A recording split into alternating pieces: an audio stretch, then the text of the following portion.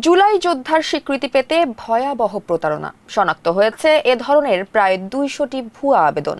একই ব্যক্তির একাধিক আবেদন, এমনকি শহীদের নাম ব্যবহার করে আহত হিসেবে আবেদন করার ঘটনাও ধরা পড়েছে।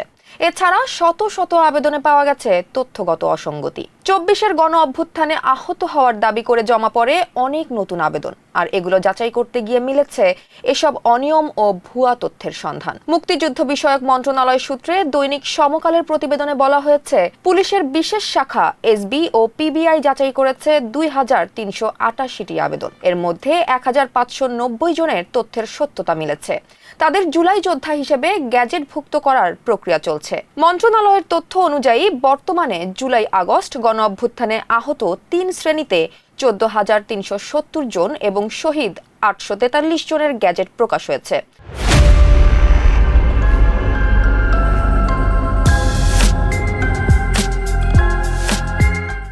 সরকার বলছে, প্রকৃত জুলাই যোদ্ধাদের স্বীকৃতি নিশ্চিত করতে কঠোর যাচাই অব্যাহত থাকবে।